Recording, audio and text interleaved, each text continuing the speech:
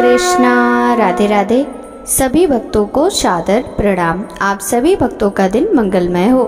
भक्तों, आज की इस वीडियो में आप रसपान करेंगे श्रीमद् भागवत महापुराण के 21वें अध्याय की कथा। इस अध्याय में पंचम स्कंद के अंतर्गत प्रिव्रत चरित्र, आग्नेयद्र चरित्र, राजा नाभि का चरित्र, ऋषभ देव जी का राज्य शासन, ऋषभ जी का अपने पुत्रों को उपदेश देना और स्वयं अवधूत वृत्ति ग्रहण करना, ऋषभ देव जी का देह त्याग की कथा का रसपान करेंगे। तो चलिए भक्तों, वीडियो शुरू करते हैं।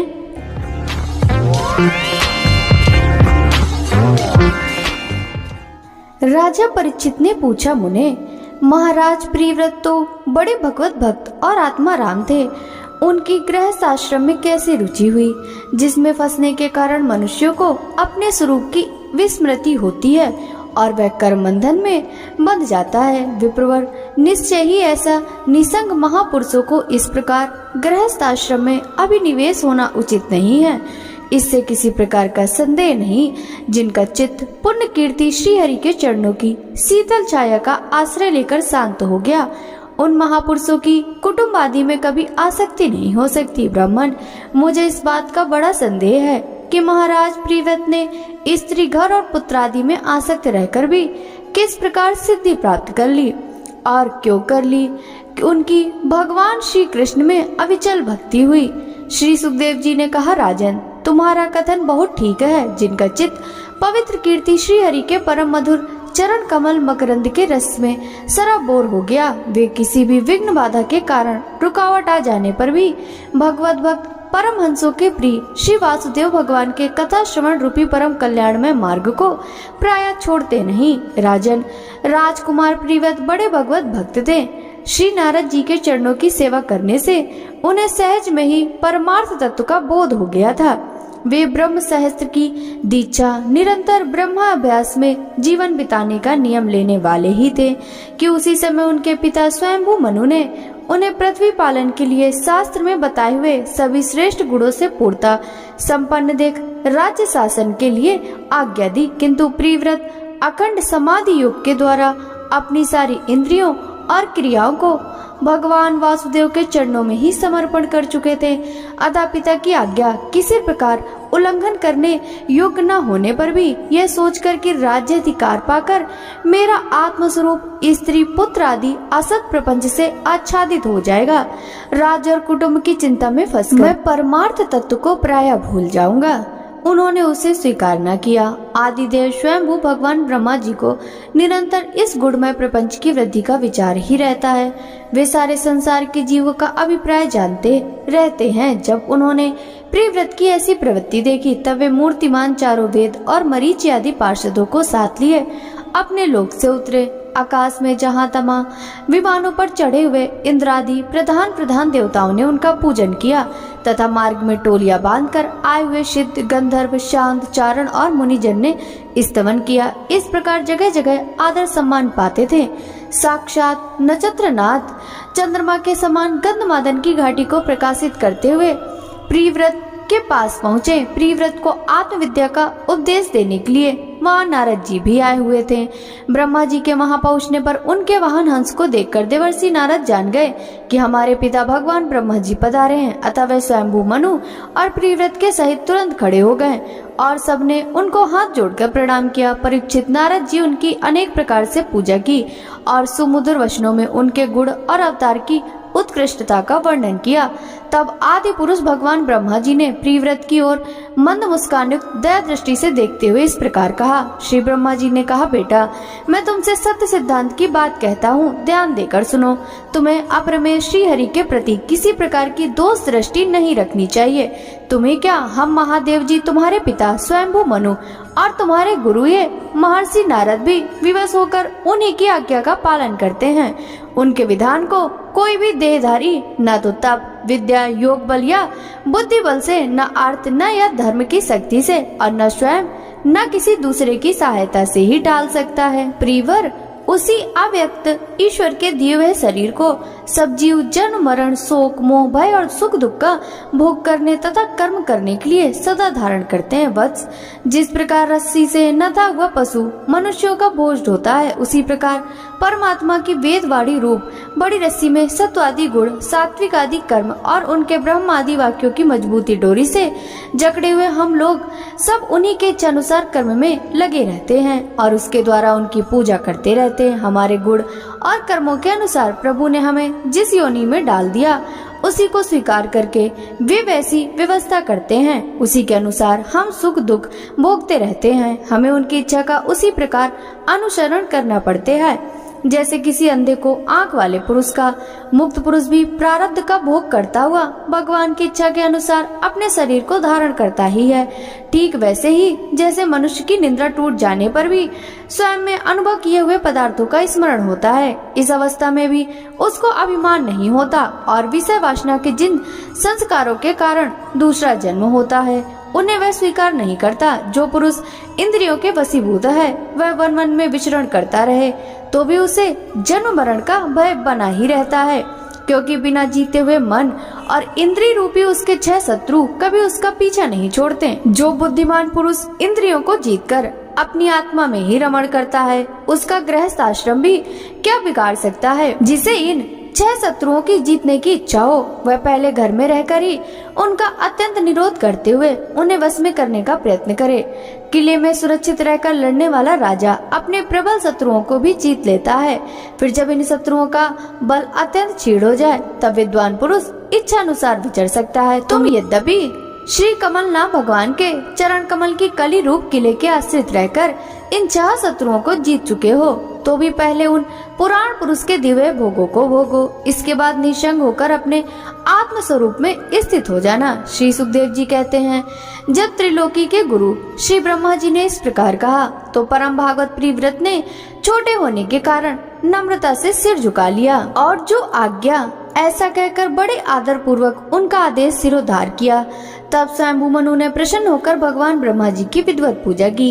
इसके पश्चात वे मन और वाणी के अविषय अपने आश्रय तथा सर्व व्यवहार तीत ब्रह्म का चिंतन करते हुए अपने लोक को चले गए। इस समय प्रिव्रत और नारद जी सरल भाव से उनकी ओर देख रहे थे। मनु जी ने इस प्रकार ब्रह्मा जी की कृपा से अपना मनोरथ पूर्ण हो जाने पर देवर्षि नारद की आज्ञा से प्रिव्रत को संपूर्ण भूमंडल की रक्षा का भार सौंप दिया और स्वयं विषय रूपी विषैले जल से भरे हुए गृहस्थाश्रम रूपी दुस्तर जलाशय की भोग इच्छा से निवृत्त हो गए।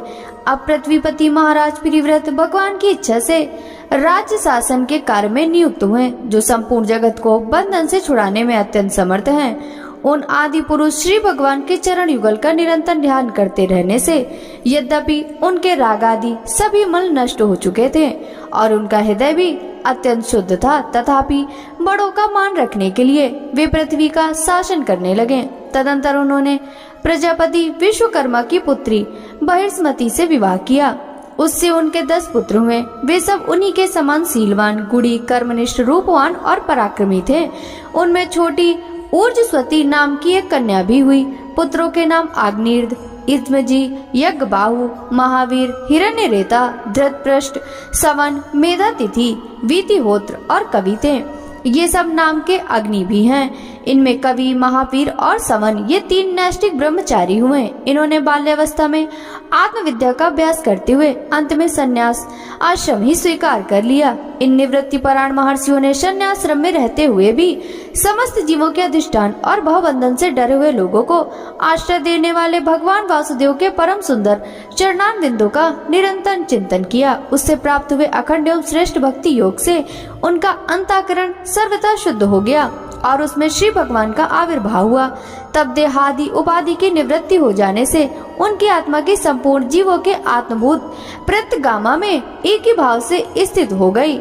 महाराज प्रिव्रत की दूसरी भार्या से उत्तम, तामस और रैवत ये 3 पुत्र उत्पन्न हुए, जो अपने नाम वाले मनवंतरों के अधिपति हुए। इस प्रकार कवि आदि 3 पुत्रों के निवृत्ति प्राण हो जाने पर राजा प्रीव्रत ने 11 अबूर्ध वर्षों तक पृथ्वी पर शासन किया। जिस समय वे अपनी अखंड पुरुषार्थमयी और वीरशालिनी भुजाओं से धनुष की डोरी खींचकर टंकार करते थे, उस समय डर के मारे सभी धर्मद्रोही न जाने कहां छिप जाते थे।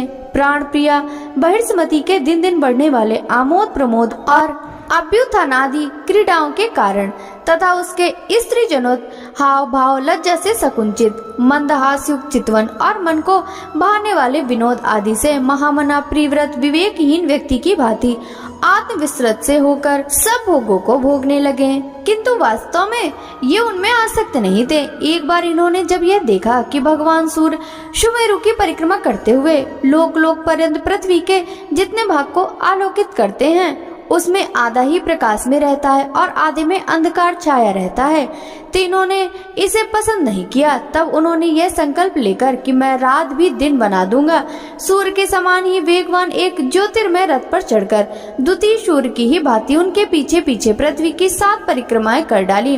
भगवान की उपासना से इनका अलौकिक प्रभाव बहुत बढ़ गया था।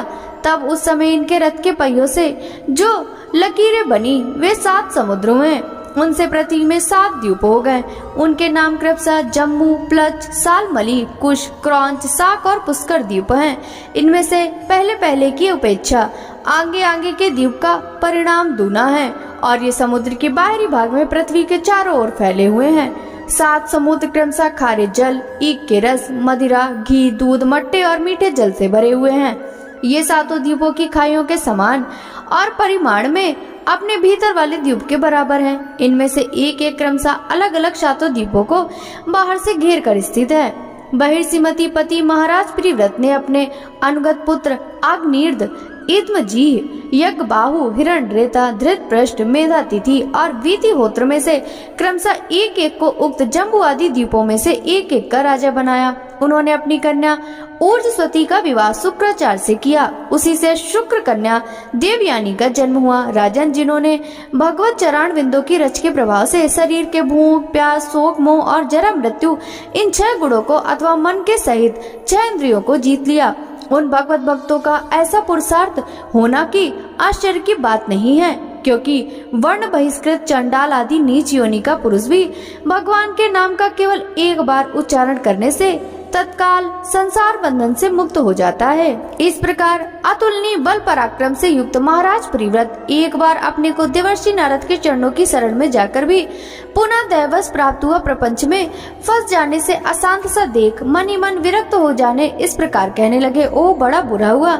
मेरी विषय लोलुप इंद्रियों ने मुझे अविद्या जनित विषम विषय रूप अंधकूप में गिरा दिया। बस बस बहुत हो लिया, हाय मैं तो स्त्री का क्रीड़ा मघी बन गया, उसने मुझे बंदर की भांति नचाया, मुझे धिक्कार है, धिक्कार है। इस प्रकार उन्होंने अपने को बहुत कुछ बुरा भला कहा।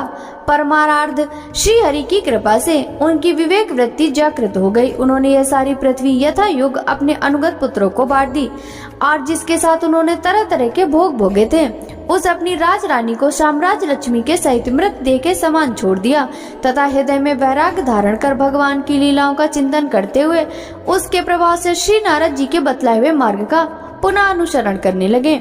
महाराज प्रीव्रत के विषय में बहुत सी बातें प्रसिद्ध हैं। महाराज प्रीव्रत ने जो कर्म किए उन्होंने सर्वशक्तिमान ईश्वर के सिवा और कौन हो सकता है।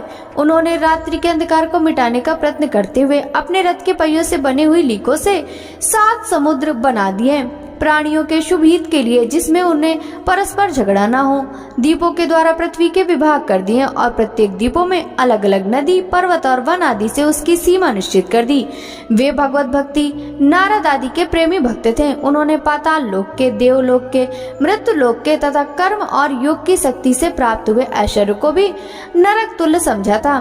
श्री सुखदेव जी कहते हैं, पिता प्रीव्रत के इस प्रकार तपस्या में संलग्न हो जाने पर अग्निर्द उनकी आज्ञा का अनुसरण करते हुए जम्बूद्वीप की प्रजा का धर्मानुसार पुत्रवत पालन करने लगे। एक बार वे पितृलोक की कामना से सत्पुत्री प्राप्ति के लिए पूजा की सब सामग्री जुटाकर सुर सुंदरियों के क्रीड़ा स्थल मंदराचल की एक घाटी में गए और तपस्या में तत्पर होकर एकाग्र चित्त से प्रजापतियों के पति श्री ब्रह्मा जी की आराधना करने लगे। आदिदेव भगवान ब्रह्मा जी ने ने उनकी अभिलाषा जान ली, अतः अपनी सभा की गायिका पूर्वचित्ती नाम की अप्सरा को उनके पास भेज दिया।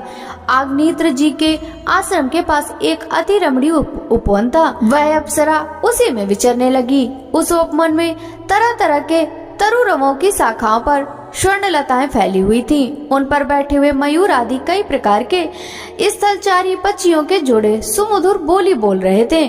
उनकी षड्जाति स्वर युक्ति ध्वनि सुनकर सचेत हुए जल कुक्कुट, कांडव और कलहंस आदि जलपक्षी भांति भांति से कूजने लगते थे। इससे वहां के कमलवन में सुशोभित निर्मल सरोवर गूंजने लगते थे।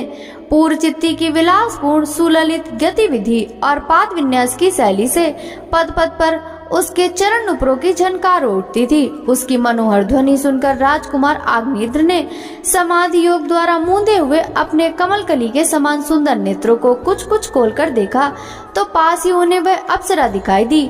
वह भ्रमरी के समान एक एक फूल के पास जाकर उसे सूंघती थी तथा देवता और मनुष्य के मन और नयनों को आह्लादित करने वाली अपनी विलासपूर्ण गति, क्रीड़ा चापल, लज्जा और विनय युक्त चितवन, सुमधुर वाणी, मनोहर अंग अवयवों से पुरुषों के हृदय में कामदेव के प्रवेश के लिए द्वार सा बना देती थी। जब वह हंस हंस कर बोलने लगती तब ऐसा प्रतीत होता मानो उसके मुख से अमृत में मादक मधुर झर रहा है। उसके निश्वास के गंध से मतदान धोकर भौरे उसके मुख कमल को घेर लेते। तब वह उनसे बचने के लिए जल्दी जल्दी पैर उठाकर चलती तो उसके कुछ कलश बेड़ी और करधनी हिलने से बड़े ही सुहाने लगते। यह सब देखने से भगवान कामदेव को आग्नेत्र के हृदय में प्रवेश करने का अवसर मिल गया और वो उनके अधीन होकर उसे प्रसन्न करने के लिए पागल की भांति इस प्रकार कहने लगे, मुनिवर तुम कौन हो? इस पर्वत पर तुम क्या करना चाहते हो? तुम परम पुरुष श्री नारायण की कोई माया तो नहीं? बहुओं की ओर संकेत करते हुए सखे, तुमने ये बिना डोरी के दो धनुष क्यों धारण कर रखे हैं? क्या इनसे तुम्हारा कोई अपना प्रयोजन है अथवा इस संसार सारण में मुझ जैसे मतवाले मृगों का शिकार करना चाहते हो? कटाक्षों को लक्ष्य करके तुम्हारे ये दो बाण बड़े ही सुंदर और पैने हैं। अहो, इनके कमल दल के पंख हैं, देखने में बड़े शांत हैं और भी पंखहीन। यहाँ वन में विचरते हुए तुम इन्हें किस पर छोड़ना चाहते हो? यहाँ तुम्हारा कोई सामना करने वाला नहीं दिखाई देता। तुम्हारा यह पराक्रम हम जैसे जड़ बुद्धियों के लिए कल्याणकारी हो। भौरों की ओर देखकर भगवान तुम्हारे चारों ओर जो ये शिष्यगण अध्ययन कर रहे हैं वे तो निरंतर रहस्य युक्त सामगान करते हुए मानो भगवान की स्तुति कर रहे हैं और ऋषिगण जैसे वेद की शाखाओं का अनुसरण करते हैं उसी प्रकार ये सब तुम्हारी चोटी से झड़े हुए पुष्पों का सेवन कर रहे हैं। नुपुरों की शब्द की ओर संकेत करके ब्राह्मण तुम्हारे चरण रूप पिंजरों में जो तीतर बंद हैं उनका शब्द तो सुनाई देता है परंतु रूप में देखने नहीं आता। करधनी सहित पीली साड़ी में अंग की कांति की उपेक्षा कर तुम्हारे नितंबों पर यह कदम कुसुमों की सी आभा कहाँ से आ गई? इनके ऊपर तो अंगारों का मंडल भी दिखाई देता है किंतु तुम्हारा वत्कल वस्त्र कहाँ है? द्विजवर, तुम्हारे इन दोनों सुंदर शिंगों में क्या भरा हुआ है? अवश्य ही इनमें बड़े अमूल रत्न भरे हैं। इसी से तुम्हारा मध्य भाग इतना क्रश होने पर भी तुम इनका बोझ ढो रहे हो। यह जानकर तो मेरी दृष्टि भी मानो अटक गई है। हे सुभग, इन सीगों पर तुमने यह लाल लाल लेप क्या लगा रखा है? इसकी गंध से तो मेरा सारा आश्रम महक उठा। मित्रवर, मुझे तो तुम अपना देश दिखा दो जहाँ के निवासी वत्सा स्थल पर ऐसे अद्भुत अवयव धारण करते हैं जिन्होंने हमारे जैसे प्राणियों के चित्त को क्षुब्ध कर दिया तथा मुख में विचित्र हाव भाव, सरस भाषण और अधरामृत जैसी अनूठी वस्तुएं रखते हैं। प्रियवर, तुम्हारा भोजन क्या है जिसके खाने से तुम्हारे मुख से हवन सामग्री की सी सुगंध फैल रही है? मालूम होता है तुम कोई विष्णु भगवान की कला ही हो, इसलिए तुम्हारे कानों में भी कभी पलक न मारने वाले मकर के आकार के दो कुंडल हैं। तुम्हारा मुख एक सुंदर सरोवर के समान है, उसमें तुम्हारे चंचल नेत्र वैसे कांपती हुई दो मछलियों के समान, दंत पंक्ति हंसों के समान घुंघराली अलकावली और भौरों के समान शोभायमान है। तुम जब अपने कर कमलों से थपकी मारकर इस गेंद को उछालती हो तब यह दिशा विदेशों में जाती हुई मेरे नेत्रों को चंचल कर देती है, साथ साथ मेरे मन में भी खलबली पैदा कर देती है। तुम्हारा बांका जटा जूट खुल गया, तुम इससे संभालती नहीं। अरे यह धूर्त वायु कैसा दुष्ट है जो बार बार तुम्हारी नीवी वस्त्र को उड़ा देता है। तपोधन, तपस्वियों के तप को भ्रष्ट करने वाला यह अनोप रूप, तुम तुमने किस तप के प्रभाव से पाया है मित्र? आओ कुछ दिन मेरे साथ रहकर तपस्या करो, अथवा कहीं विश्व विस्तार की इच्छा से ब्रह्मा जी ने तो मुझ पर कृपा नहीं की। सचमुच तुम ब्रह्मा जी की ही प्यारी देन हो। अब मैं तुम्हें नहीं छोड़ सकता। तुमने तो मेरे मन और नयन ऐसे उलझ गए कि कहीं अन्यत्र जाना ही नहीं चाहते। सुंदर सींगों वाली, तुम्हारा जहाँ मन हो मुझे भी वहीं ले चलो। मैं तुम्हारा अनुचर हूँ और तुम्हारी ये मंगलमयी सखियां भी हमारे साथ ही रहें। श्री सुखदेव जी कहते हैं, राजन, आग्नेय देवताओं के समान बुद्धिमान और स्त्रियों को प्रसन्न करने में बड़े कुशल थे। उन्होंने इसी प्रकार रति चातुर्मय मीठी मीठी बातों से उस अप्सरा को प्रसन्न कर लिया। वीर समाज में अग्रगण आग्नेय की बुद्धिशील रूप अवस्था, लक्ष्मी और उदारता से आकर्षित होकर वह उन जम्बूद्वीप अधिपति के साथ कई हजार वर्षों तक पृथ्वी और स्वर्ग के समान भोगती रही। तदंतर निपुर आग्नेय ने उसके गर्भ से नाभि, किम पुरुष, हरिवर्ष, इलाव्रत, रम्यक, हिरण्मय, कुरु, भद्राश और केतुमान नाम के 9 पुत्र उत्पन्न किए। इस प्रकार 9 वर्ष में प्रति वर्ष एक क्रम से 9 पुत्र उत्पन्न कर पूर्व चित्ती उन्हें राजभवन में ही छोड़कर फिर ब्रह्मा जी की सेवा में उपस्थित हो गई। ये आग्नेय के पुत्र माता के अनुग्रह से स्वभाव से ही सुडौल और सबल शरीर वाले थे। आग्नेय ने जम्बूद्वीप के विभाग करके उन्हीं के समान नाम वाले 9 वर्ष भूखंड बनाए और एक एक पुत्र को सौंप दिया। तब वे सब अपने अपने वर्ष का राज्य भोगने लगे। महाराज आग्नेय दिन दिन भोगों को भोगते रहने पर भी उससे अतृप्त ही रहे। वे उस अप्सरा को ही परम पुरुषार्थ समझते थे, इसलिए उन्होंने वैदिक कर्मों के द्वारा उसी लोक को प्राप्त किया जहाँ पितृगण अपने सुकृतों के अनुसार तरह तरह के भोगों में मस्त रहते हैं। पिता के परलोक सिधारने पर नाभि आदि 9 भाइयों ने मेरु की मेरु देवी, प्रतिरूपा, उग्र दृष्टि, लता, रम्या, श्यामा, नारी, भद्रा और देववीति नाम की 9 कन्याओं से विवाह कर लिया। श्री सुखदेव जी कहते हैं, राजन, आग्नेय के पुत्र नाभि के कोई संतान न थी, इसलिए उन्होंने अपनी भार्या मेरु देवी के सहित पुत्र की कामना से एकाग्रता पूर्वक भगवान यज्ञ पुरुष का यजन किया। यद्यपि सुंदर अंगों वाले श्री भगवान द्रव्य, देश, काल, मंत्र, ऋत्विज, दक्षिण और विधि इन यज्ञ के साधनों से सहज में नहीं मिलते, तथापि वे भक्तों पर कृपा करते ही हैं। इसलिए जब महाराज नाभि ने श्रद्धा पूर्वक विशुद्ध भाव से उनकी आराधना की, तब उनका चित्त अपने भक्त का अभिष्ट कार्य करने के लिए उत्सुक हो गया। यद्यपि उनका स्वरूप सर्वथा स्वतंत्र है, तथापि उन्होंने प्रवग कर्म का अनुष्ठान करते समय उसे मन और नयनों को आनंद देने वाले अवयवों से युक्त अति सुंदर हृदयाकर्षक मूर्ति में प्रकट किया। उनके श्रीअंग में रेशमी पीताम्बर था, वक्षा स्थल पर सुमनोहर श्रीवत्स का चिन्ह सुशोभित था, भुजाओं में शंख, चक्र, गदा, पद्म तथा गले में वनमाला और कौस्तुभमणि की शोभा थी। संपूर्ण शरीर अंग प्रत्यंग की कांति को बढ़ाने वाले किरण जाल मंडित मणिमय मुकुट, कुंडल, कंकन, करधनी हार, बाजूबंद और नुपुर आदि आभूषणों से विभूषित था। ऐसे परम तेजस्वी चतुर्भुज मूर्ति विशेष पुरुष को प्रकट हुआ देखकर ऋत्विज, सदस्य और यजमान आदि सभी लोग ऐसे आह्लादित हुए जैसे निर्धन पुरुष अपार धनराशि पाकर फूला नहीं समाता। फिर सभी ने सिर झुकाकर अत्यंत आदर पूर्वक प्रभु की अर्घ्य द्वारा पूजा की और ऋत्विजों ने उनकी स्तुति की।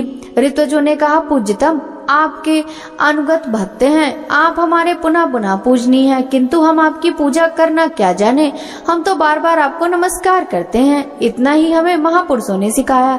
आप प्रकृति और पुरुष से भी परे हैं। फिर प्राकृत गुणों के कारभूत इस प्रपंच में बुद्धि फंस जाने से आपके गुणगान में सर्वथा असमर्थ कौन ऐसा पुरुष है जो प्राकृत नाम, रूप एवं आकृति के द्वारा आपके स्वरूप का निरूपण कर सके। आप साक्षात परमेश्वर हैं। आपके परम मंगलमय गुण संपूर्ण जनता के दुखों का दमन करने वाले हैं। यदि कोई उन्हें वर्णन करने का साहस भी करेगा तो केवल उनके एक देश का ही वर्णन कर सकेगा, किंतु प्रभु, यदि आपके भक्त प्रेम गदगद वाणी से स्तुति करते हुए सामान्य जल, विशुद्ध पल्लव, तुलसी और धूप के अंकुर आदि सामग्री से ही आपकी पूजा करते हैं तो भी आप सब प्रकार संतुष्ट हो जाते हैं। हमें तो अनुराग के सिवा इस द्रव्य कलादि अनेकों अंगों वाले यज्ञ में ही आपका प्रयोजन नहीं दिखलाई देता, क्योंकि आपसे स्वतः ही क्षण क्षण में जो संपूर्ण पुरुषार्थों का फलस्वरूप परमानंद स्वभावता ही निरंतर प्रादुर्भूत होता रहता है। आप साक्षात उसके स्वरूप ही हैं। इस प्रकार यद्यपि आपको इन यज्ञादि से कोई प्रयोजन नहीं, तथापि अनेक प्रकार की कामनाओं की सिद्धि चाहने वाले हम लोगों के लिए तो मनोरथ सिद्धि का पर्याप्त साधन ही यही होना चाहिए। आप ब्रह्मादि परम पुरुषों की अपेक्षा भी परम श्रेष्ठ हैं। हम तो यह भी नहीं जानते कि हमारा परम कल्याण किसमें है, और न हमसे आपकी यथोचित पूजा ही बनती है। तथापि जिस प्रकार तत्वज्ञ पुरुष बिना बुलाए भी केवल करुणावश अज्ञानी पुरुषों के पास चले जाते हैं, उसी प्रकार आप भी हमें मोक्ष संज्ञक अपना परम पद और हमारी अभीष्ट वस्तुएं प्रदान करने के लिए अन्य साधारण यज्ञ दर्शकों के समान यहाँ प्रकट हुए। पूज्यतम, हमें सबसे बड़ा वर तो आपने यही दिया कि ब्रह्मादि समस्त वरदायकों में श्रेष्ठ होकर भी आप राजर्षि नाभि की इस यज्ञशाला में साक्षात हमारे नेत्रों के सामने प्रकट हो गए। अब हम और क्या वर मांगे। प्रभु, आपके गुणों का गान परम मंगलमय है। जिन्होंने वैराग्य से प्रज्वलित हुई ज्ञान अग्नि के द्वारा अपने अंतःकरण के राग द्वेष आदि संपूर्ण मलों को जला डाला है, इत्यो जिनका स्वभाव आपके ही समान शांत है, वे आत्माराम मुनिगण भी निरंतर आपके गुणों का गान ही किया करते हैं। अतः हम आपसे यही वर मांगते हैं कि गिरने, ठोकर खाने, चीखने अथवा जम्हाई लेने और संकट आदि के समय ज्वर और मरण आदि की अवस्थाओं में आपका स्मरण न हो सकने पर भी किसी प्रकार आपके सकल कलिमल विनाशक भक्त वत्सल दीन बंधु आदि गुण धोतक नामों का हम उच्चारण कर सके। इसके सिवा कहने योग्य न होने पर भी एक प्रार्थना और है। आप साक्षात परमेश्वर हैं। स्वर्ग, अपवर्ग आदि कोई ऐसी वस्तु नहीं है जिसे आप ना दे सके। तथापि जैसे कोई कंगाल किसी धन लुटाने वाले परम उदार पुरुष के पास पहुंचकर भी उससे भूसा ही मांगे, उसी प्रकार हमारे यजमान ये राजर्षि नाभि संतान को ही परम पुरुषार्थ मानकर आपके ही समान पुत्र पाने के लिए आपकी आराधना कर रहे हैं। यह कोई आश्चर्य की बात नहीं। आपकी माया का पार कोई नहीं पा सकता और न वह किसी के वश में ही आ सकती है। जिन लोगों ने महापुरुषों के चरणों का आश्रय नहीं लिया, उनमें ऐसा कौन है जो उसके वश में नहीं होता।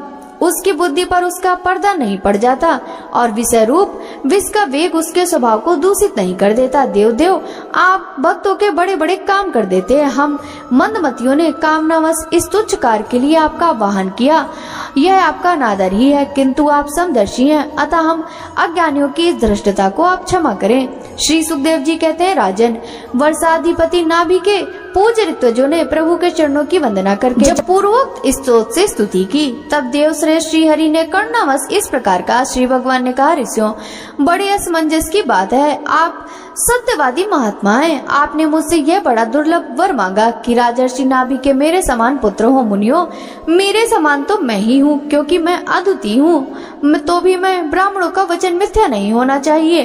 द्विजकुल मेरा ही तो मुख है, इसलिए मैं स्वयं ही अपनी अंश कला से आग्नेय नंदन नाभि के यहाँ उतार लूंगा, क्योंकि अपने समान मुझे कोई और दिखाई नहीं देता। श्री सुखदेव जी कहते हैं, महारानी मेरु देवी के सुनते हुए उसके पति ने इस प्रकार कहकर भगवान अंतर्ध्यान हो गए। विष्णुदत्त परीक्षित उस यज्ञ में महर्षि योग द्वारा इस प्रकार प्रसन्न किए जाने पर श्री भगवान महाराज नाभि का प्रिय करने के लिए उनके रनिवास में महारानी मेरु देवी के गर्भ से दिगंबर सन्यासी और ऊर्ध्वरेता मुनियों का धर्म प्रकट करने के लिए शुद्ध सत्यमय विग्रह से प्रकट हुए। श्री सुखदेव जी कहते हैं, राजन, नाभि नंदन के अंग जन्म से ही भगवान विष्णु के वज्र अंकुश आदि चिन्हों से युक्त थे। समता, शांति, वैराग और ऐश्वर्य आदि महाविभूतियों के कारण उनका प्रवाह दिनों दिन बढ़ता जाता था। यह देखकर मंत्री आदि प्रकृति वर्ग, प्रजा, ब्राह्मण और देवताओं की यह उत्कट अभिलाषा होने लगी कि यही पृथ्वी पर शासन करेंगे। उनके सुंदर और सुडोल शरीर पर विपुल कीर्ति, तेज, बल, ऐश्वर्य, यश, पराक्रम और सूरवीरता आदि गुणों के कारण महाराज नाभि ने उनका ऋषभ श्रेष्ठ रखा। एक बार भगवान इंद्र ने ईर्ष्यावश उनके राज्य में वर्षा नहीं की, तब योगेश्वर भगवान ऋषभ ने इंद्र की मूर्खता पर हंसते हुए अपनी योग माया के प्रभाव से अपने वर्ष अजनाभ खंड में खूब जल बरसाया। महाराज नाभि अपनी इच्छा के अनुसार श्रेष्ठ पुत्र पाकर अत्यंत आनंद मग्न हो गए और अपनी इच्छा से मनुष्य शरीर धारण करने वाले पुराण पुरुष श्री हरि का सब प्रेम लालन पालन करते हुए उन्हीं के लीला विनाश से मुग्ध होकर वत्स, तात ऐसा गदगद वाणी से कहते हुए बड़ा सुख मानने लगे। जब उन्होंने देखा कि मंत्रिमंडल, नागरिक और राष्ट्र की जनता ऋषभदेव से बहुत प्रेम करती है, तो उन्होंने उन्हें धर्म मर्यादा की रक्षा के लिए राज्य अभिषिक्त करके ब्राह्मणों की देखरेख में छोड़ दिया। आप अपनी पत्नी मेरुदेव की सहित बद्रिकाश्रम को चले गए। वहाँ अहिंसा वृत्ति से, जिसमें किसी को उद्वेग न हो, ऐसी कौशलपूर्ण तपस्या और समाधि योग के द्वारा भगवान वासुदेव के नर नारायण रूप की आराधना करते हुए समय आने तक उन्हीं के स्वरूप में लीन हो गए। पांडुनंदन राजा नाभि के विषय में यह लोकोक्ति प्रसिद्ध है। राजर्षि नाभि के उदार कर्मों का आचरण दूसरा कौन पुरुष कर सकता है, जिनके शुद्ध कर्मों से संतुष्ट होकर साक्षात श्रीहरि उनके पुत्र हो गए। महाराज नाभि के समान ब्राह्मण भक्त भी कौन हो सकता है, जिनकी दक्षिणादि से संतुष्ट हुए ब्राह्मणों ने अपने मंत्र बल से उन्हें यज्ञशाला में साक्षात श्री विष्णु भगवान के दर्शन करा दिए।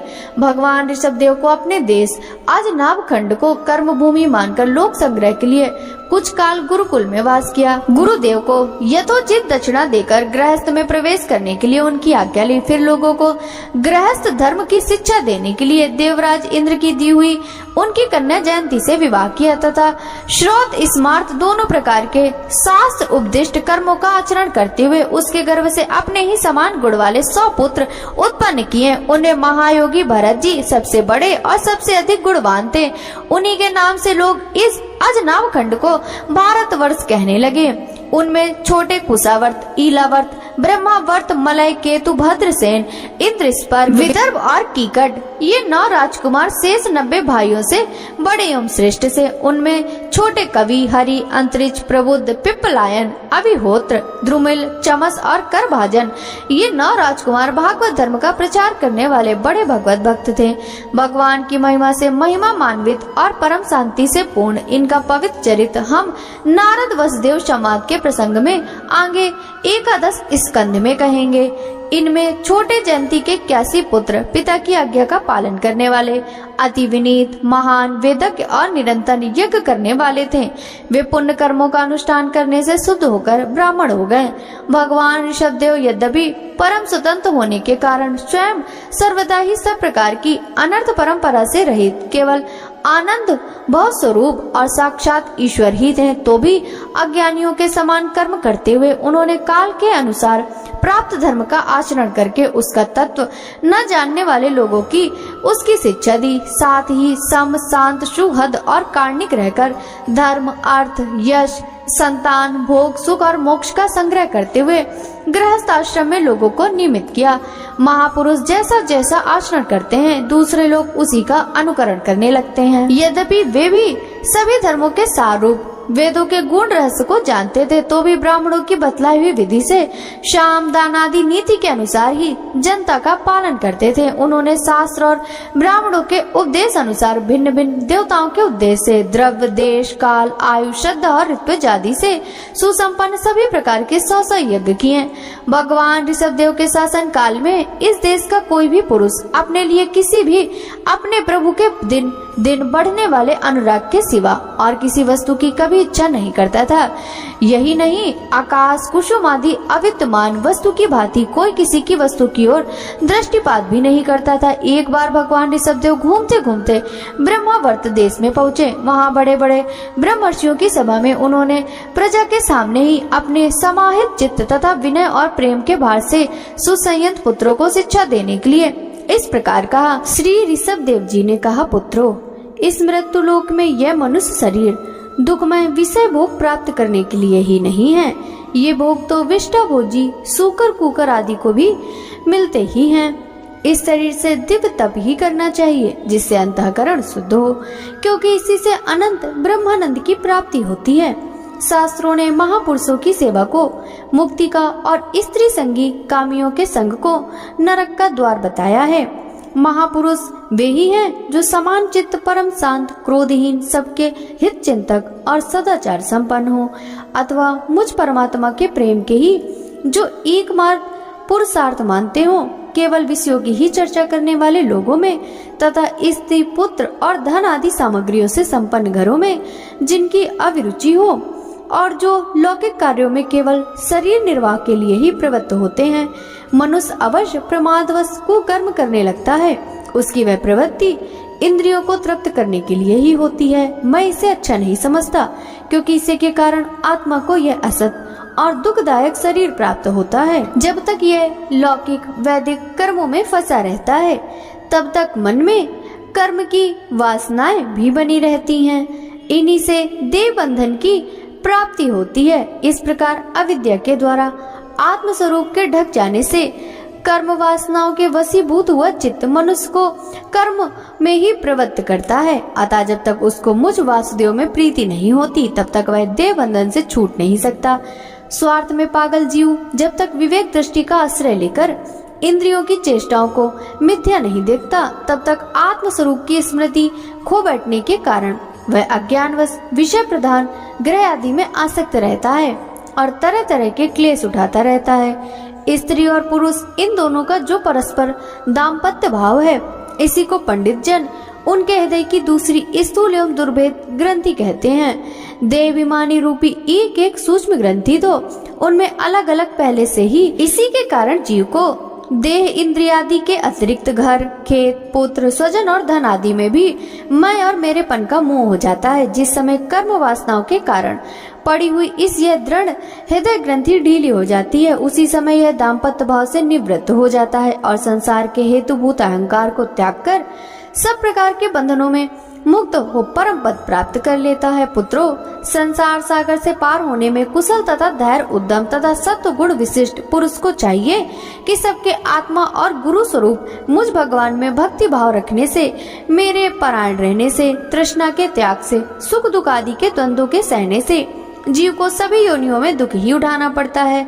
इस विचार से, तत्व जिज्ञासा से, तप से, सकाम कर्म के त्याग से, मेरे ही लिए कर्म करने से, मेरी कथाओं का नित्य प्रति श्रवण करने से, मेरे भक्तों के संग और मेरे गुणों के कीर्तन से, वैर त्याग से, समता से, शांति से और शरीर तथा घर आदि में मैं मेरेपन के भाव को त्यागने की इच्छा से, अध्यात्म शास्त्र के अनुशीलन से, एकांत सेवन से, प्राण, इंद्रिय और मन के संयम से, शास्त्र और सत्पुरुषों के वचन में यथार्थ बुद्धि रखने से, पूर्ण ब्रह्मचर्य से, कर्तव्य कर्मों में निरंतर सावधान रहने से, वाणी के संयम से, सर्वत्र मेरी ही सत्ता देखने से, अनुभव ज्ञान सहित तत्व विचार से और योग साधन से अहंकार रूप अपने लिंग शरीर को लीन कर दें। मनुष्य को चाहिए कि वे सावधान रहकर अविद्या से प्राप्त इस हृदय ग्रंथि रूप बंधन को शास्त्रोक्त रीति से इन साधनों के द्वारा भली भांति काट डालें, क्योंकि यही कर्म संसारों के रहने का स्थान है। तदंतर साधन का भी परित्याग कर दे।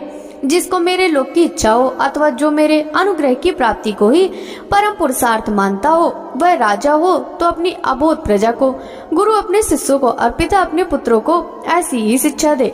अज्ञान के कारण यदि वे उस शिक्षा के अनुसार न चलकर कर्म को ही परम पुरुषार्थ मानते रहे, तो भी उन पर क्रोध न करके उन्हें समझा बुझाकर कर्म में प्रवृत्त न होने दे।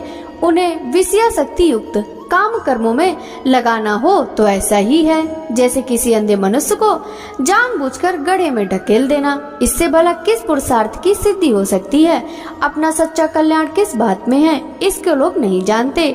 इसी से वे तरह तरह की भोग कामनाओं में फंसकर तुच्छ क्षणिक सुख के लिए आपस में बैर ठान लेते हैं और निरंतर विषय भोगों के लिए ही प्रयत्न करते रहते हैं। वे मूर्ख इस बात पर कुछ भी विचार नहीं करते कि इस वैर विरोध के कारण नरक आदि अनंत घोर दुखों की प्राप्ति होगी।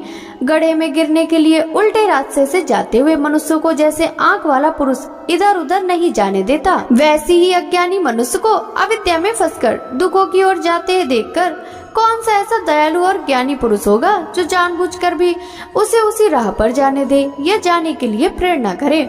जो अपने प्रिय संबंधी को भगवत भक्ति का उपदेश देकर मृत्यु की फांसी से नहीं छुड़ाता, वह गुरु गुरु नहीं है, स्वजन स्वजन नहीं है, पिता पिता नहीं है और माता माता नहीं है, इष्ट देव इष्ट देव नहीं है और पति पति नहीं है। मेरे इस अवतार शरीर का रहस्य साधारण जनों के लिए बुद्धि गम्य नहीं है। शुद्ध सत्व ही मेरा हृदय है और उसी में धर्म की स्थिति है। मैंने अधर्म को अपने से बहुत दूर पीछे की ओर ढकेल दिया है। इसी से सत्य पुरुष मुझे ऋषभ कहते हैं। तुम सब मेरे उस शुद्ध शतुमय हृदय से उत्पन्न हुए हो, इसीलिए मत्सर छोड़कर अपने बड़े भाई भरत की सेवा करो। उसकी सेवा करना मेरी ही सेवा करना है और यही तुम्हारा प्रजा पालन भी है। अन्य सब भूतों की अपेक्षा व्रज अत्यंत श्रेष्ठ, उनमें चलने वाले जीव श्रेष्ठ हैं और उनमें भी कीट आदि की अपेक्षा ज्ञान युक्त पशु आदि श्रेष्ठ हैं। पशुओं से मनुष्य, मनुष्यों से प्रमथगण, प्रमथों से गंधर्व, गंधर्वों से सिद्ध और सिद्धों से देवताओं के न्यायु किन्नर आदि श्रेष्ठ हैं। इनमें असुर, असुरों के देवता और देवताओं से भी इंद्र श्रेष्ठ है। इंद्र से भी ब्रह्मा जी के पुत्र दक्षादि प्रजापति श्रेष्ठ हैं। ब्रह्मा जी के पुत्रों में रुद्र सबसे श्रेष्ठ है। वे ब्रह्मा जी से उत्पन्न हुए हैं, इसीलिए ब्रह्मा जी उनसे श्रेष्ठ हैं। वे भी मुझसे उत्पन्न हैं और मेरी उपासना करते हैं, इसलिए मैं उनसे भी श्रेष्ठ हूँ।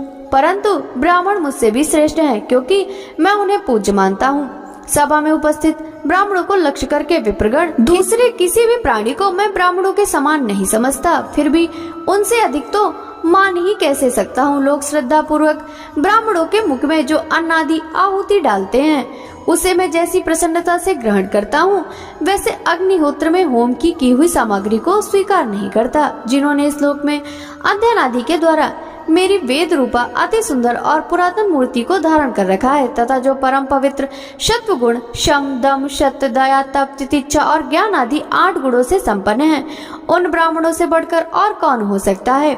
मैं ब्रह्म आदि से श्रेष्ठ और अनंत हूँ तथा स्वर्ग, मोक्ष आदि देने की भी सामर्थ्य रखता हूँ, किंतु मेरे अकिंचन भक्त ऐसे निष्प्रय होते हैं कि वो मुझसे कभी कुछ नहीं चाहते। फिर राज आदि अन्य वस्तुओं की तो वे इच्छा ही कैसे कर सकते हैं। पुत्रों, तुम संपूर्ण चराचर भूतों को मेरा ही शरीर समझकर शुद्धि बुद्धि से पद पद पर उनकी सेवा करो, यही मेरी सच्ची पूजा है। मन, वचन, दृष्टि तथा अन्य इंद्रियों की चेष्टाओं का साक्षात फल मेरा इस प्रकार का पूजन ही है। इसके बिना मनुष्य अपने को महामोह में कालपास से छुड़ा नहीं सकता। श्री सुखदेव जी कहते हैं, राजन, ऋषभ देव जी के पुत्र यद्यपि स्वयं ही सब प्रकार सुशिक्षित थे, तो भी लोगों की शिक्षा देने के उद्देश्य से महाप्रभावशाली परम सुहृद भगवान ऋषभ ने उन्हें इस प्रकार उपदेश दिया। ऋषभ देव जी के 100 पुत्रों में भरत सबसे बड़े थे।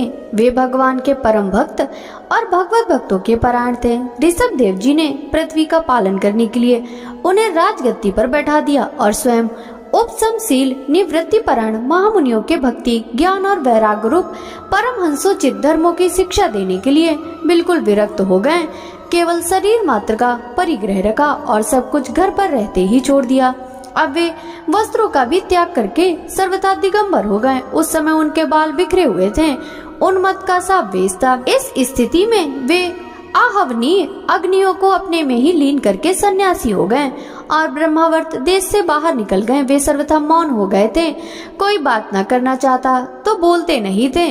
जड़, अंधे, बहरे, गूंगे, पिशाच और पागलों की सी चेष्टा करते हुए वे अवधूत बने जहाँ तहाँ विचरने लगे। कभी नगरों और गाँव में चले जाते तो कभी खानों, किसानों की बस्तियां, बगीचों, पहाड़ी गाँव, सेना की छावनियों, गौशालाओं, अहिरों की बस्तियों और यात्रियों के टिकने के स्थानों में ही रहते। कभी पहाड़ों, जंगलों और आश्रम आदि में विचरते हैं। वे किसी भी रास्ते से निकलते हैं तो जिस प्रकार वन में विचरने वाले हाथी को मक्खियां सताती हैं, उसी प्रकार मूर्ख और दुष्ट लोग उनके पीछे हो जाते हैं और उन्हें तंग करते हैं। कोई धमकी देते हैं, कोई मारते हैं, कोई पेशाब कर देते हैं, कोई थूक देते हैं, कोई ढेला मारते हैं, कोई विष्ट और धूल फेंकते हैं, कोई अधोवायु छोड़ते हैं और कोई खरी खोटी सुनाकर उनका तिरस्कार करते हैं, किंतु वे इन सब बातों पर जरा भी ध्यान नहीं देते। इसका कारण यह था कि भ्रम से सत्य कहे जाने वाले इस मिथ्या शरीर में उनके अहंता, ममता तनिक भी नहीं थी। वे कार्य कारण रूप संपूर्ण प्रपंच के साक्षी होकर अपने परमात्म स्वरूप में ही स्थित हैं। इसलिए अखंड चित्तवृत्ति से अकेले ही पृथ्वी पर विचरते रहते थे। यद्यपि उनके हाथ, पैर, छाती, लंबी लंबी बाहें, कंधे, गले और मुख आदि अंगों की बनावट बड़ी ही सुकुमार थी, उनका स्वभाव से ही सुंदर मुख स्वाभाविक मधुर मुस्कान से और भी मनोहर जान पड़ता था। नेत्र नवीन कमल दल के समान बड़े ही सुहावने, विशाल एवं कुछ लाली लिए हुए थे। उनकी पुतलियां शीतल एवं संतापहारिणी थी।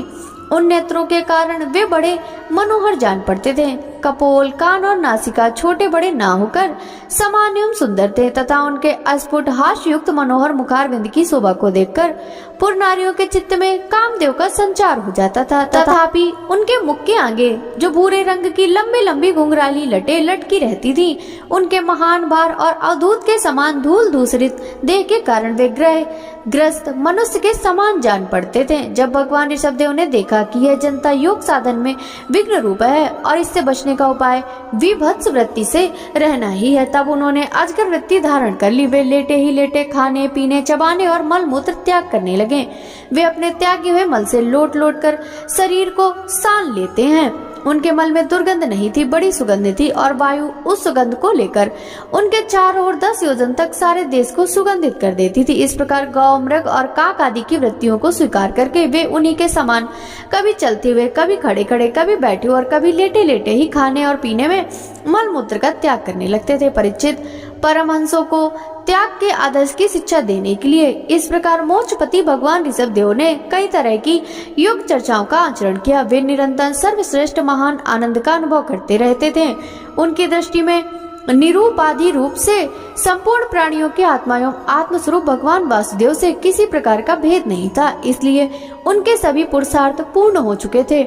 उनके पास आकाश गमन, मनोज विल्व, मन की गति के समान की शरीर का ही भी इच्छा करते ही सर्वत्र पहुंच जाना, अंतर ध्यान, पर काय प्रवेश, दूसरों की बातें सुन लेना और दूसरे के दृश्य देख लेना आदि सब प्रकार की सिद्धियां अपने आप ही सेवक करने को आई, परंतु उन्होंने उनका मन से आदर्य ग्रहण नहीं किया। राजा परीक्षित ने पूछा, भगवान, योग रूप वायु से प्रज्वलित हुई ज्ञान अग्नि से जिनके राग आदि कर्म बीज दग्ध हो गए, उन आत्माराम मुनियों को दैवश यदि स्वयं ही अणिमादि सिद्धियां प्राप्त हो जाएं, तो वे उनके राग द्वेषादि क्लेशों का कारण तो किसी प्रकार नहीं हो सकती। फिर भगवान ऋषभ ने उन्हें स्वीकार क्यों नहीं किया? श्री सुखदेव जी ने कहा, तुम्हारा कहना ठीक है, किंतु संसार में जैसे चालाक व्याध अपने पकड़े हुए मृग का विश्वास नहीं करते हैं, उसी प्रकार बुद्धिमान लोग इस चंचल चित्त का भरोसा नहीं करते। ऐसा ही कहा भी है, इस चंचल चित्त से कभी मैत्री नहीं करनी चाहिए। इससे विश्वास करने से ही मोहिनी रूप में फंसकर महादेव जी का चिरकाल तक संचित तप क्षीण हो गया था। जैसे वे विचारणी स्त्री जार पुरुषों को अवकाश देकर उनके द्वारा अपने में विश्वास रखने वाले पति का वध करा देती है, उसी प्रकार जो योगी मन पर विश्वास करते हैं, उनका मन काम और उसके साथी क्रोधादि शत्रुओं को आक्रमण करने का अवसर देकर उन्हें नष्ट भ्रष्ट कर देता है। काम, क्रोध, मद, लोभ, मोह और भय आदि शत्रुओं का तथा कर्म बंधन का मूल तो यह मन ही है। इस पर कोई भी बुद्धिमान कैसे विश्वास कर सकता है? इसी से भगवान ऋषभदेव यद्यपि इंद्रादि सभी लोकपालों के भी भूषण स्वरूप थे, तो भी वे जड़ पुरुषों की भांति अवधूतों के विविध वेश, भाषा और आचरणों से अपने ईश्वरीय प्रभाव को छिपाए रहते थे। अंत में उन्होंने योगियों को देह त्याग की विधि सिखाने के लिए अपना शरीर छोड़ना चाहा। वे अपने अंतःकरण में अभेद रूप से स्थित परमात्मा को अभिन्न रूप से देखते हुए वासनाओं की अनुवृत्ति से छूटकर लिंग देह के अभिमान से भी मुक्त होकर उपराम हो गए। इस प्रकार लिंग देह के अभिमान से मुक्त भगवान ऋषभदेव जी का शरीर योग माया की वासना से केवल अभिमान आभास के आश्रय ही इस पृथ्वी तल पर विचरता रहा। वह देवस, कोंक, वेंक और दक्षिण आदि कुकट कर्नाटक के देशों में गया और मुंह में पत्थर का टुकड़ा डाले तथा बाल बिखेरे उन्मत्त के समान दिगंबर रूप से कुटकाचल के वन में घूमने लगा। इसी समय झंझावात से झकझोरे हुए बांसों के घर्षण से प्रबल दावाग्नि धधक उठी और उसने सारे वन को अपनी लाल लाल लपेटों में लेकर ऋषभदेव जी के सहित भस्म कर दिया। राजन, जिस समय कलयुग में अधर्म की वृद्धि होगी, उस समय कोंग, वेंक और कुटक देश का मंदमती राजा आहृत वहाँ के लोगों से ऋषभदेव जी के आश्रमातीत आचरण का वृतांत सुनकर तथा स्वयं उसे ग्रहण कर लोगों के पूर्व संचित पाप फल रूप के होनहार के वशीभूत हो भय रहित स्वधर्म पथ का परित्याग करके अपनी बुद्धि से अनुचित और पाखंडपूर्ण कुमार्ग का प्रचार करेगा। उससे कलयुग में देव माया से मोहित अनेकों अधम मनुष्य अपने शास्त्र विहित शौच और आचार को छोड़ बैठेंगे। अधर्म बहुल कलयुग के प्रभाव से बुद्धिहीन हो जाने के कारण वे स्नान न करना, आचमन न करना, अशुद्ध रहना, केस नुचवाना आदि ईश्वर का तिरस्कार करने वाले पाखंड धर्मों को मनमाने ढंग से स्वीकार करेंगे और प्रायः वेद, ब्राह्मण और भगवान यज्ञ पुरुष की निंदा करने लगेंगे। वे अपनी इस नवीन अवैधिक स्वेच्छाकृत प्रवृत्ति में अंध परंपरा में विश्वास करके मत वाले रहने के कारण स्वयं ही घोर नरक में गिरेंगे। भगवान का यह अवतार रजोगुण से भरे हुए लोगों को मोक्ष मार्ग की शिक्षा देने के लिए ही हुआ था। इसके गुणों का वर्णन करते हुए लोग इन वाक्यों को कहा करते हैं, अहो 7 समुद्रों वाली पृथ्वी के समस्त द्वीप और वर्षों में यह भारतवर्ष बड़ी ही पुण्य भूमि है, क्योंकि यहाँ के लोग श्री हरि के मंगलमय अवतार चरित्रों का गान करते हैं। अहो महाराज प्रिव्रत का वंश बड़ा ही उज्जवल एवं सुयशपूर्ण है। इसमें पुराण पुरुष श्री आदि नारायण ने ऋषभ अवतार लेकर मोक्ष की प्राप्ति कराने वाले परम हंस धर्म का आचरण किया। अहो इन जन्म रहित भगवान ऋषभ देव के मार्ग पर कोई दूसरा योगी मन से भी कैसे चल सकता है, क्योंकि योगी लोग जिन योग सिद्धियों के लिए लालायित होकर निरंतर प्रयत्न करते रहते हैं, इन्हें इन्होंने अपने आप प्राप्त होने पर भी असत समझकर त्याग दिया था। राजन, इस प्रकार संपूर्ण वेद, लोक, देवता, ब्राह्मण और गौओं के परम गुरु भगवान ऋषभ देव का यह विशुद्ध चरित्र मैंने तुम्हें सुनाया।